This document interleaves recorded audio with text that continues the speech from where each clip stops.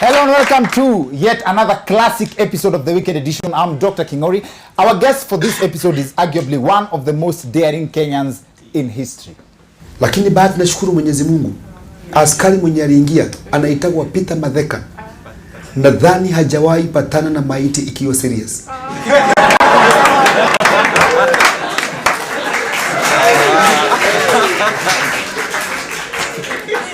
Aliingia kufungua hivi, kwenda kuleta kicho, tukakutana yeye niki.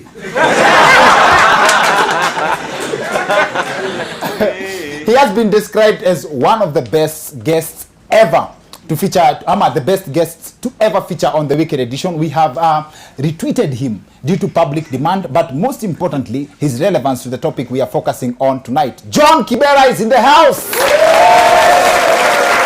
Thank you. Thank you. Asanteni sana. We also have an in-depth report by our guest work CEO, that is our reporter Kinyanjui, on what happened at Roysambu. But before we get to that part of the show, before we get to that part of the show, the question of who runs this town this week got a new twist and possibly a new angle. A Kenyatta University student has been entered into the Guinness Book of Records for the shortest time to cover 100 meters. And the record was saved in his phone gallery and was later shared on Twitter.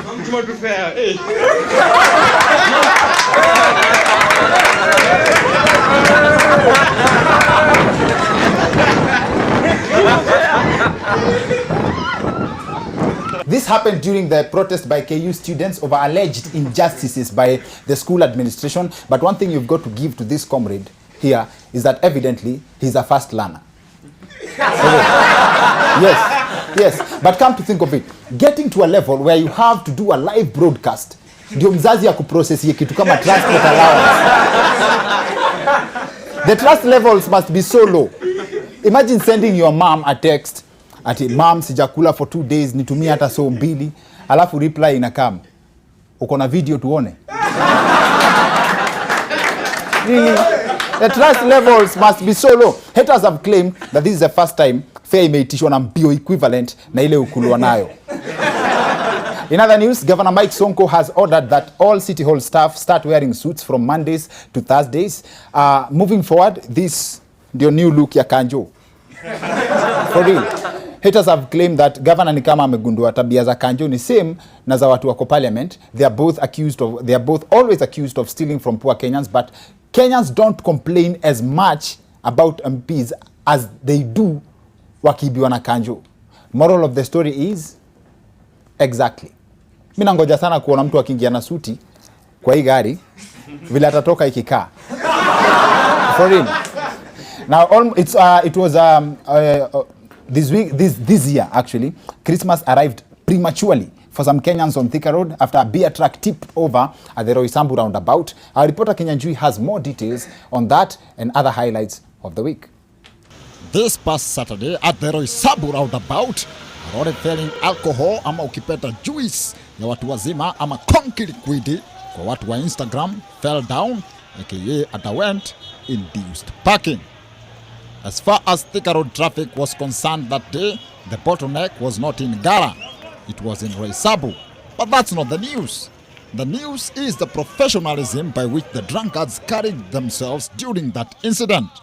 Some, like this gentleman, alionekana akiomba polisi ruhusa ya kuiba.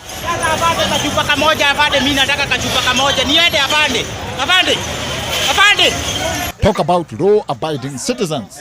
A guesswork favorite, however, was a gentleman who won our hearts for his creativity after he was spotted inquiring whether he could faint next to the lorry. This was a very well-attended event, and here's somewhere else professionalism came through. Not all the drunkards scrabbled for the beer. Watu wa Makari wali boycott. In fact, they stood by their slogan, anything below 95% concentration ni chai. The drinks were available on thirst come, thirst served basis. Some of the participants also exhibited high levels of selflessness, like Ninja Man, ambaye aliingia kwa lori na kutoka na chupa zake mbili. Moja ya kuogea kizungu, nyingine ya kuogea matope. Mwingine kama huyo alibeba crate moja kwa mfuko. He however later explained that alikuwa na agency urgent matter that needs to be taken care of, alikuwa anaenda kutukana Mudosi. He could have done it earlier, but he could not afford it. As it turns out, beer is expensive, as explained by one of his brothers in high places. One of the biggest losers in the exercise, apart from the beer company of course, was this gentleman ambaye alinyang'anywa pombe life. Na duru za guessworks zimetuarifu kwamba members of the Steam Circle of Roysabu suspected kwamba yeye ni mlevi badia, sababu baada ya kuiba chupa zake kadhaa alirudi kwa lori kuuliza kama kuna straw. The cause of the accident has not yet been established, but as far as guesswork is concerned, it is case closed, sababu kuna pombe na gari imeanguka. Representing the guesswork fraternity on the weekend edition, guess who?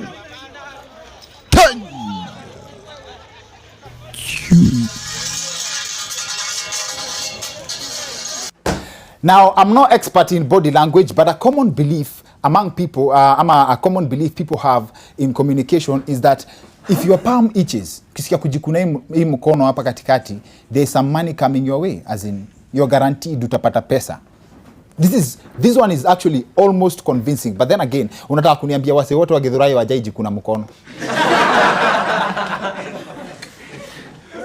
Au jikuna mkono za wenyewe. I get the difference. For real. This is just one of the popular ones. Kuna zingine kama ati wasichana hawafai kupanda miti, ati they will not be able to bear children. This has to be the most ironical. For real. For real. The Daily Nation recently carried a story about a mountain in Voi inaitwa Naamini. According to the area residents, wanasema if you go around that mountain 7 times, your gender changes, as in if you are a man, you become a woman, and the vice versa is true. I think Rington alizunguka hii milima mara 3 wakati ya katikati. For real. On a serious note though, as much as we make fun of Rington, kolabo yake na Rose Muhando ni fire. Umeicheki? Maze inaitwa Walionicheka. Look it up on YouTube. Anyway, nilikuwa hapo kwa my beliefs. There's very many examples. Kuna ingine ati if you Nigerian man with a broom, will have to hit you back with that broom 7 times or else they will not have children. That sounds like a classic family planning technique, and someone needs to do something about the Nigerian broom industry. How did they get to 190 million people? Kuna ingine tena in Chile, they believe that when a woman gets her clothes wet while washing, she will end up with a drunkard for a husband. Haters have claimed that that would explain why we don't hear of drunkard husbands in Ukambani.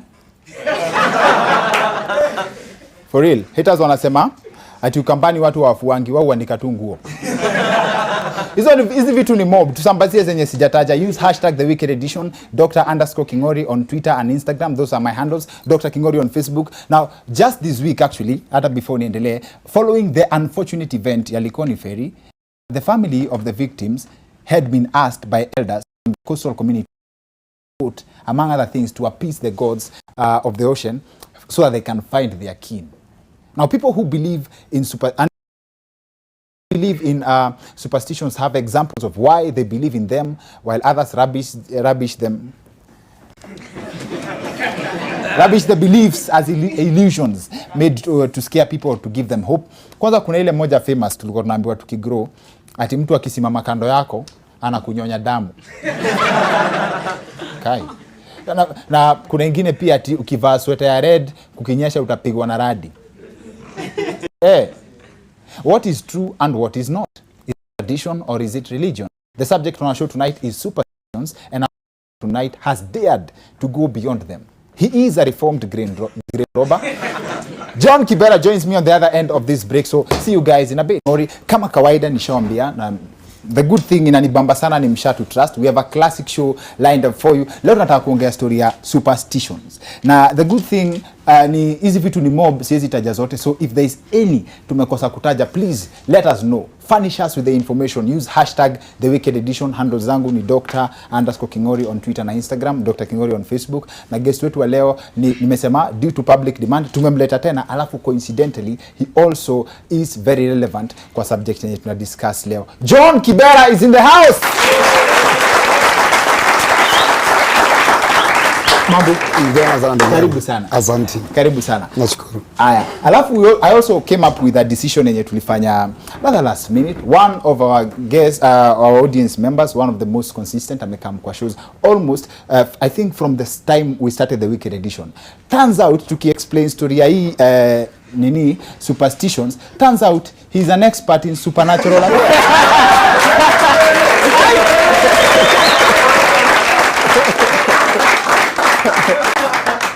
Sawa. John, yes. Mambo? Niko salama. Poa sana, karibu tena kwa show. Mara ya pili. Asante. Long time niko salama. Haya. Nashukuru.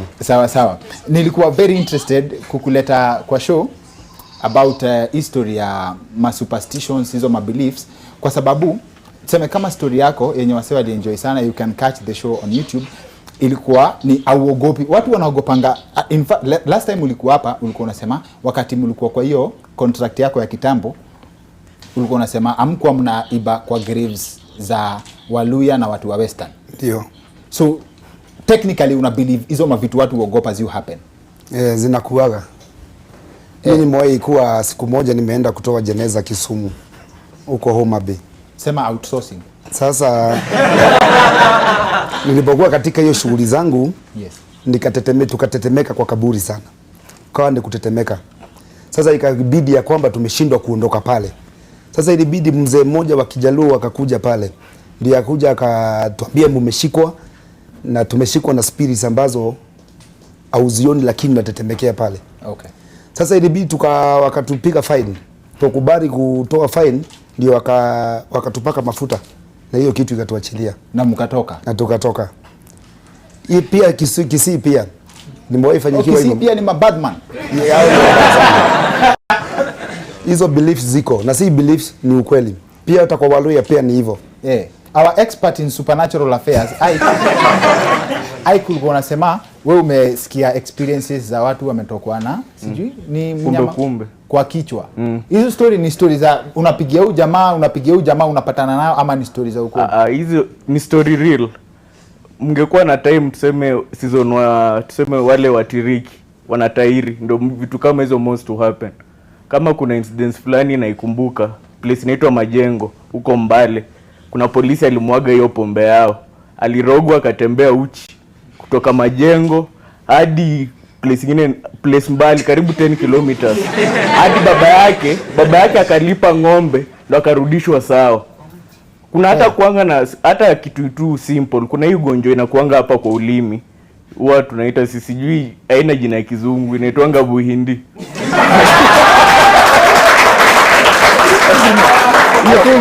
I think naelewa kwa nini Kibera anaogopa Waluya but endelea. Hiyo ugonjwa wanasemanga sana wanashukungu even though inakuanga narrative false ati wale kuna mama wazee fulani wao wanashuku ati wanatupa buhindi ama wengine wanaitanga bigumba. Sasa hiyo ni ukipeleka hospitali utibiwe udungwe shindano utakufa. Lazima utibiwe na jiko ingine yani na jivu ingine traditional. Ukipeleka hospitali tu udungwe sindano unakufa. Kuna watu wamefanyia operation hata wamepata mawe kwa tumbo. Na hizi vitu hazikuangi karata kwa sababu kama sahi watu walikuwa naamini ati yeye unaweza oshwa mguu tuseme kama ile permanganate. Uchawi ni complicated. Si ndio? Uchawi iko. But sasa superstitions ni uchawi ama ni kitu separate? Kama kuamka na mguu mbaya. Unajua kuamka kwa mtu pia kunategemea ule mtu mmekutana naye asubuhi. Kuna mtu anaweza kupatana naye asubuhi akuletee kisirani mzima. Kwa hivyo hata unapoamka mwenye mnakutana naye wa kwanza asubuhi unachunga sasa ni nani sana. How would you explain kama sahi ulikuwa unanipigia story ya wewe ati mkigrow up ulikuwa mnaambiwa ati ukiamka ufanye nguo hivi hiyo ni kismat mbaya. Ni juu ya kuamini hiyo kitu sana. Unajua what you believe is what you possess. Na ile mambo ambayo uta believe hiyo ndio utakuwa naye.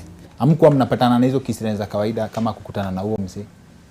Nimepatana. Unajua kama hiyo maiti mimi nilikuwa na deal naye wakati huo, nimepatana na mambo mengi sana ya kama ni kuna siku moja nimeshinda kushika maiti hapa Mayo ikisafirishwa Kisumu.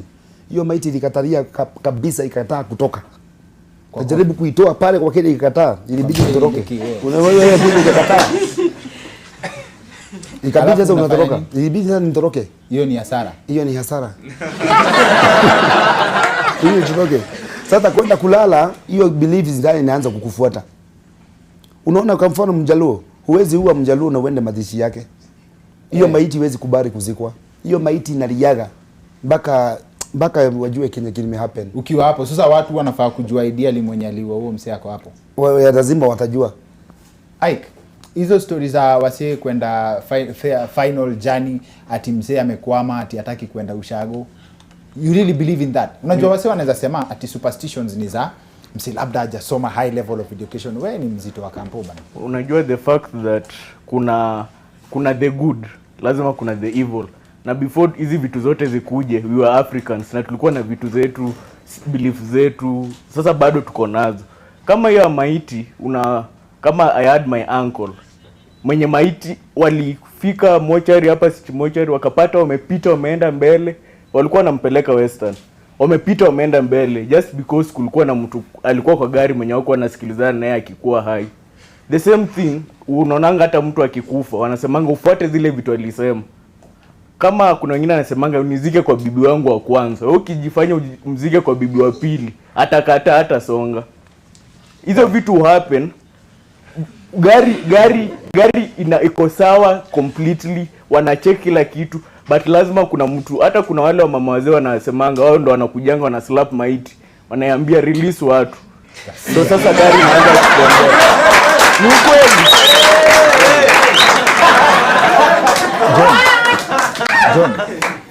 John wewe ni pastor pia. Unajua watu wengi wapendai kuwa openary. Mimi ni pastor. Lakini mimi nakuwa pastor ambaye nimeyokoka 80%. Nimebakisha 20% ya kuangalia vile hali inakaa na vile dunia. Sasa mimi si pastor, ati utanishinda ukinipata ati kwa kanisa. Natembea mpaka mahali makahaba wanakaa. Na uko na kanisa yako? So inamaanisha 8 out of 10 Sundays ndio wewe upreach kwa church yako. Sunday, lakini siku nyingine kuingia mashimoni kuangalia vile hali inakaa, unaingia huko unaona vile inakaa. Juu sasa usipoingia uangalie, ni makosa sana kuhubiri Bible ni kuhubirie mambo ya Rahabu alikuwa na Marama wako hapa River Road. Ni makosa ni simama hapa niweze kuambia story, mambo ya Musa, mambo ya Haroni, mambo ya Jacob. Auogopi Yesu atarudi ukiwa umeingia hiyo pande ya 20%? Hapana. Lazima ukae ukijua ya kwamba lazima tuna learn na ile mambo ambayo tunapitia in this world. So umeokoka 80%, nyingine ni ya uchawi. Nyingine ni ya kuangalia vile hali inakaa ya dunia. Lazima unapita unajua huyu mtu ni mchawi, uchawi unaendaga namna gani? Unajua ule ni mwizi anabebaka namna gani? John Kibera ni pastor lakini anaamini hakuna miracles but uchawi inaweza. Mimi naamini kitu moja. Miracle ni kitu ambaye inaweza fanyika. Kwa mfano mtu amefuzwa kazi mahali, wewe umepata umeitwa, umeajiriwa. Hiyo ni miracle. Lazima uwe na kitu ili upate kitu. Ukitaka kuzima stima, lazima uende kwa switch uweke off. Juu hata ukiombea stima huwezi zima mpaka uweke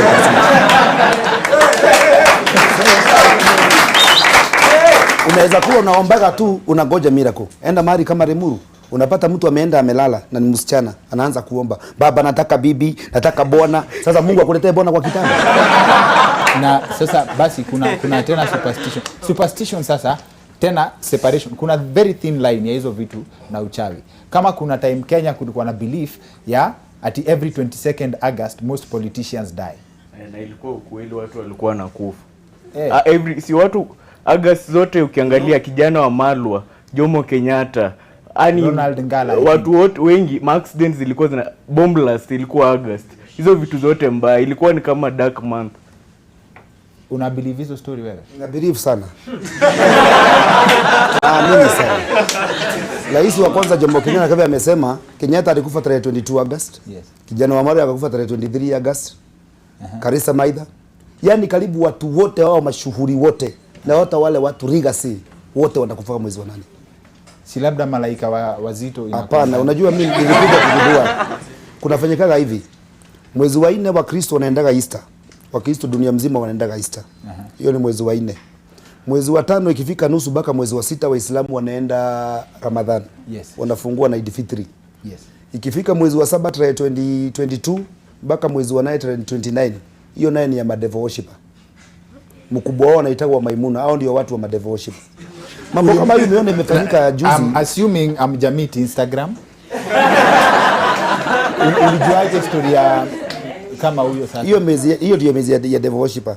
Kutoka hiyo mwezi sasa sisi tunaingia sasa mwezi wa Wahindi. Sasa hii mwezi nayo utaanza kuona Wahindi nayo wameanza kupiga maparachute huku. Yes. Kutoka hapo tuingie Christmas. Do you agree with that analogy? Yeah. Juu wanasemanga kuna hata wewe unajua Maimuna? Mimi si.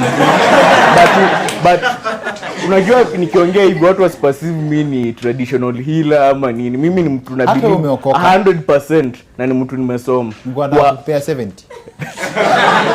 Sasa hii story ni hivi, hata kwa Bible kuna inaongelea uchawi. Kuna mtu alikuwa anaitwa Beelzebul. Ukiangalia Luke, kuna wakati Yesu alikuwa na wanafunzi wake, alafu watu wengi walikuwa wanakuwa dissuaded na hizo powers za Beelzebul, wanaacha kusikiza teachings za Yesu. Hiyo inakuonesha watu wako na powers, but the power of God is much greater than their power. Magesi wetu wamekuwa power, si ndio? Yeah. I thank you for come through. Asante sana John Kibera kwa come through. Asante ndugu yangu. Ninasikia kierere inaniwasha niwaambie show ya next week June. Acha nisiwaambie. Tukutane next week. Wapi makofi yao? Thank you. That's it for the weekend edition. See you next week. My name is Dr. Kingori.